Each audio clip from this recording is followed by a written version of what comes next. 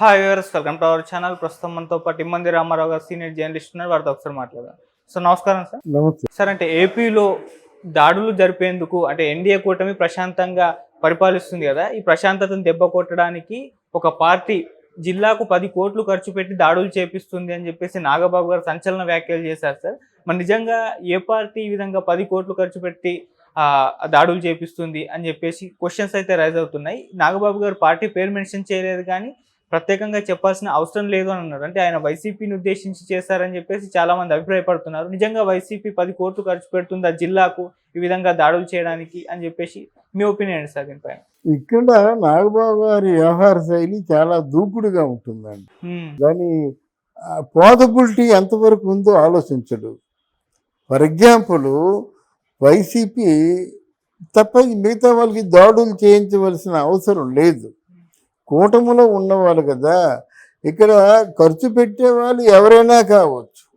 మరి కూటమిలో ఒక లా అండ్ ఆర్డర్స్, ఇంటెలిజెన్స్ నిఘా, మిగతా అవినీతి నిరోధక అఫీషియల్స్ వీళ్ళందరూ ఉంటారు కదా. వాళ్ళందరూ కళ్ళు మూసుకొని నిద్రపోతున్నారా? వాళ్ళ కళ్ళు మూసుకుంటే వీళ్ళు దాడులు తీసుకెళ్ళిపోతారా? దానికేమో 10 కోట్లు చొప్పునేమో జగన్మోహన్ రెడ్డి ఖర్చు పెట్టేస్తాడా? ఇవన్నీ ఎలా ఉంటాయంటే ఊహాగానాలు, ఫిక్షన్లు అన్నమాట. ఎందుకు చేస్తారండి వాళ్ళు? అందులో వీళ్ళు లీడింగ్ పార్టీలో గవర్నెన్స్లో ఉన్నారు. వీళ్ళు పరిపాలిస్తున్నారు. వాళ్ళని ఎవరైనా దాడి చేయడమేనా? ఒక్కడి మీద దాడి చేయమని చెప్పండి, మొత్తం దీనికి సంబంధించినటువంటి వ్యక్తులు 400 మందిని అరెస్ట్ చేసేస్తారన్నమాట. ఎందుకంటే వాళ్ళది గవర్నెన్స్ కదా. అందువల్ల ఇటువంటి ఆయన ఊహాగానం, భయాందోళనలు, అంటే భయాందోళనలు ఎన్నో ఉంటాయనుకోండి, కానీ దీనికి అవకాశం లేదు. ఓకే, అంటే ఎన్డీఏ కూటమి ప్రశాంతంగా పరిపాలిస్తుంది కదా, ఈ ప్రశాంతతను దెబ్బ కొట్టడానికే ఈ విధంగా దాడులు చేస్తే ఒక అల్లర్లు క్రియేట్ అవుతాయి, శాంతి భద్రతలు దెబ్బతినే అవకాశం ఉంది, అప్పుడు గవర్నమెంట్ పైన ఒక ప్రెషర్ ఏర్పడుతుంది, విమర్శలు వస్తాయి, ఇందుకు ఈ రీజన్ అని అనుకుంటున్నారు. ఈ విధమైన ఆలోచనల వరకు ఉండొచ్చు.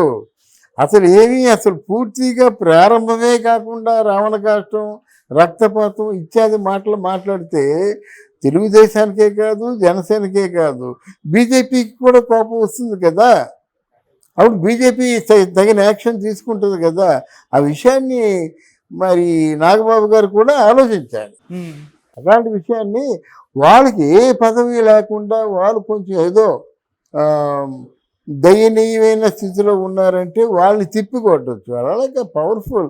వాళ్ళు ఏ ఆర్డర్ వేస్తే ఆ ఆర్డరే, ఏ శిక్ష వేస్తే ఆ శిక్షే.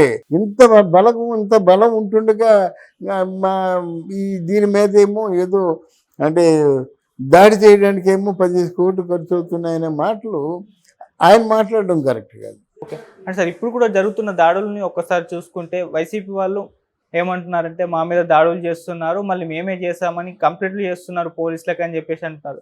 టీడీపీ వాళ్ళేమో వాళ్ళే రెచ్చగొడుతున్నారు, ఈ దాడులు వాళ్ళే క్రియేట్ చేస్తున్నారు వాళ్ళు అంటున్నారు. అంటే ఎవరి వర్షన్ డిఫరెంట్ వర్షన్స్ ఉన్నాయి సార్ రెండు పార్టీలకు కూడా. అవునండి, పోలీస్ శాఖ తేల్చవలసిందండి. వాళ్ళు ఇప్పుడు ఎవరో ఉన్నారండి వినుకొండలో దాడి చేసి చంపేసుకున్నారండి. మరుసటి రోజుకి వచ్చేసింది కదా.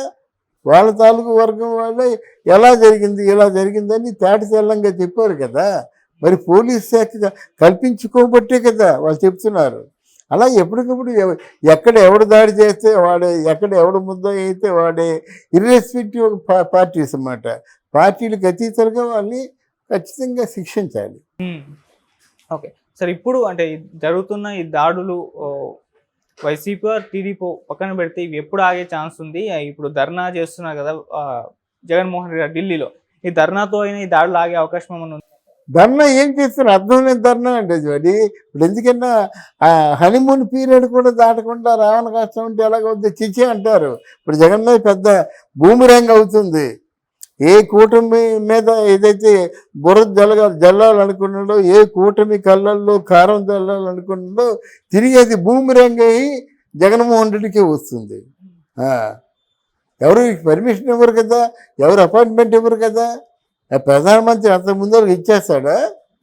లేదా అమిత్ షా అంత ముందరకు ఇచ్చేస్తాడా?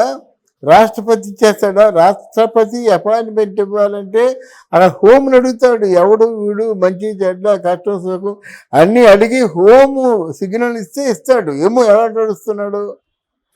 ఆ హోమ్ ఎంక్వైరీ చేసి గత చరిత్ర అంతా తీసుకొని అప్పుడు పంపిస్తారు ఒకవేళ ఆయన అపాయింట్మెంట్ చేస్తారు. సార్ మాజీ చీఫ్ మినిస్టర్ ఒక పార్టీకి అధ్యక్షులు అదేదండి చీఫ్ మినిస్టర్ పదవి దిగిపోతే పక్కన్న పోలీస్ సెల్యూట్ కొట్టండి బాబు, పక్కన్న పోలీస్ సెల్యూట్ కొట్టడు. వాళ్ళందరూ పెయిడ్ ఆర్టిస్టులు, పెయిడ్గా అంటే నియమించుకున్నటువంటి వాళ్ళు. కానీ అదే కదా రాజకీయాల్లోనూ, అదే కదా ప్రభుత్వంలో ఉన్న పెద్ద ఉంది. ఇప్పుడు ఎందుకు డీజీపీగా ఉన్నారు, నాకు కొంతమంది డీజీపీలతో పరిచయం. ఇప్పుడు డాక్టర్ డిటి నాయక్ కానీ, భాస్కర్ కానీ, వీళ్ళందరితో కొంచెం పరిచయం ఉంది. చాలామంది దొరగారు వాళ్ళతో అప్పటి నుంచి పరిచయం ఉంది. అయితే ఏంటంటే రిటైర్డ్ అయినప్పుడు ఒక మంచి ఫంక్షన్ పెడతారు, బోర గీర అంతా ఊది సెల్యూడ్ కొడతారు. రెండో రోజు మనకి ఏదో అవసరం ఉండి పిలిపిస్తే ఫోను డిస్కనెక్ట్ అయి ఉంటుంది. వాళ్ళకి అదంతా లేదండి. ఈరోజు ఎంతమంది వస్తారు రమ్మనండి, జగన్మోహన్ రెడ్డి ఆ జంతర్ మంతర్ ధర్నాకి ఎంతమంది వచ్చారు లెక్క చేయండి. మరి నా గుండెకాయ నా ప్రాణం అన్న ఎవడు కొడాలి నానేమైపోయాడు, నేను చచ్చిపోయినా మర్చిపోయినటువంటి హృదయం అయిపోయింది. జగనన్నే నా దైవం అన్నటువంటి విడుదల రజని ఏమైపోయింది, జగనన్న కోసమే నేను బ్రతుకుతున్నా అన్నటువంటి ప్రెసిడెంట్ రామచంద్రరెడ్డి ఏమైపోయాడు. ఇవి రాజకీయాలు అయినా అవసరం ఉన్నంత వరకే మాట్లాడతారు, అవసరం లేకపోతే మాట్లాడరు వాళ్ళు. ఎందుకు అనవసరం తలకాయ పడుకుంటారు. ఓకే, అంటే జగన్మోహన్ రెడ్డి గారు జంతర్ మంతర్ అనేది అక్కడ విఫలమైంది అని అంటారు సార్. నిష్ప్రయోజనం, ఆ చుట్టూ మనుషులు లేరు. అది వీళ్ళు అపాయింట్మెంట్ కూడా నాకు తెలిసినంత వరకు అపాయింట్మెంట్ ఎవరు ఈ సందర్భంగా. కూటమి అన్యాయం చేసిందంటే ఆ కూటమిలో బీజేపీ పార్టీ కూడా ఉంది కదా, ఆ మొత్తం తెలిసేట్లేవా. మీరు అన్యాయం చేశారంటే మీరు ఎందుకు అపాయింట్మెంట్ ఇస్తారు, నువ్వు న్యాయం చేసుకోరా పో అంటారు. ఓకే, అంతే కదా. ఈ స్థితిలో మాత్రం వాళ్ళు అపాయింట్మెంట్ ఎవరు. ఇంకోసారి వచ్చి అడిగినట్టయితే వాళ్ళకి ఇష్టమైతే ఇస్తారు. నువ్వు మమ్మల్ని తిరగబడదాం అనుకుంటున్నావు కదా, నీ ఇష్టం, లీగల్గా ఎంత తిరగబడతావు అంత తిరగబడి నిర్దాక్షిణ్యంగా చెప్పేస్తారు. ఆ ఉన్న కాస్త